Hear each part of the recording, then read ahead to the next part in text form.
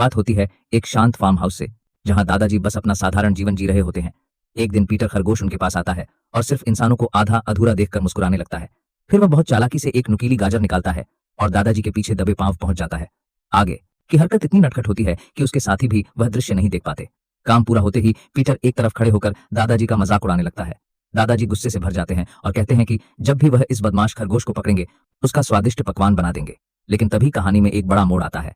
दादाजी ज्यादा उत्तेजना के कारण दिल के मरीज होने की वजह से अचानक हार्ट अटैक का शिकार हो जाते हैं और वहीं जमीन पर गिर पड़ते हैं। पीटर को कुछ समझ नहीं आता। वह खुद को छुड़ाकर दादाजी के सामने आता है और उन्हें देखता है। उसे लगता है कि शायद दादाजी मर गए हैं, इसलिए वह खुशी खुशी अपने साथियों को बताता है कि उसने दादाजी को हरा दिया। साथी भी बहुत सभ्य थे। उन्होंने जाती हुई एम्बुलेंस को देखकर सम्मान प्रकट किया। इसके बाद पूरा फार्म हाउस खरगोशों और जानवरों का स्वर्ग बन जाता है। वे वहां पार्टी करने लगते हैं, खुलकर मस्ती करते हैं और पीटर बाकी जानवरों को भी बुला लेता है। लेकिन उसे यह नहीं पता होता कि जैक नाम का लड़का दादाजी की संपत्ति का असली वारिस है और जल्द ही वहां आने वाला है। कुछ समय बाद जैक फार्म हाउस पहुंचता है।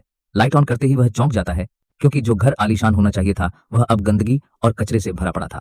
सुबह होते ही जैक घर साफ करना शुरू करता है और सारे छेद, सुराख और बाड़ पूरी तरह बंद कर देता है। तभी पड़ोस में रहने वाली लड़की शैली उससे मिलने आती है। वह जैक को समझाती है कि जानवरों के साथ अच्छा व्यवहार करे और उसे एक दूरबीन तोहफे में देती है ताकि वह सुंदर दृश्य देख सके। जाते जाते वह यह भी कहती है कि बाड़ खुली रखे ताकि जानवर अंदर आकर खेल सके। लेकिन जैसे ही शैली जाती है, जैक बाड़ पूरी तरह सील कर देता है। कुछ दिनों बाद खरगोश फिर से फार्म हाउस में घुस आते हैं। जैक उन्हें पकड़ लेता है और नदी में फेंकने की योजना बनाता है, मगर जब बोरी खोलता है तो उसमें खरगोश नहीं बल्कि वही दूरबीन निकलती है। इस असफलता से जैक और भड़क जाता है। वह शहर जाता है और बिजली के जाल, इलेक्ट्रिक नेट और हथगोले जैसे खतरनाक साधन खरीद लाता है। अगले दिन वह सब्जी बगीचे के चारों ओर बिजली का जाल बिछा देता है और उस पर सलाद सॉस लगा देता है। चालाक खरगोश बिजली लगने का नाटक कर उसे फंसाने लगते हैं।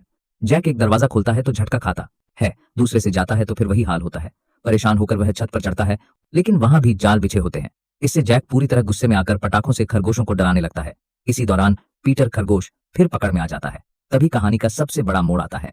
पीटर को एक रिमोट ट्रिगर मिल जाता है। वह उसे दबा देता है और धमाका इतना बड़ा होता है कि एक विशाल पेड़ गिर पड़ता है और शैली भी चोटिल हो जाती है। जैक समझाने की कोशिश करता है कि यह सब खरगोशों की गलती थी, लेकिन शैली उसकी बात पर विश्वास नहीं करती और जैक से अलग हो जाती है। जैक वापस शहर चला जाता है और फार्म हाउस फिर शांत हो जाता है। अब पीटर खरगोश के दिल में असली पछतावा जागता है। उसे एहसास होता है कि उसने जरूरत से ज्यादा बदमाशी कर दी। अंततः वह शहर में जाकर जैक को ढूंढता है और ईमानदारी से माफी मांगता है। वह बताता है कि शैली हमेशा के लिए यह जगह छोड़कर जाने वाली है। जैक भी यह सुनकर अपनी गलती समझ जाता है और पीटर के साथ मोटरसाइकिल पर बैठकर शैली को रोकने के लिए निकल पड़ता है। आखिरी पल में पीटर बहादुरी से अपनी सारी गलतियां स्वीकार करता है। शैली उसे माफ कर देती है और जैक भी अपने व्यवहार में सुधार लाता है। इस तरह यह कहानी नफरत में नहीं, बल्कि माफी,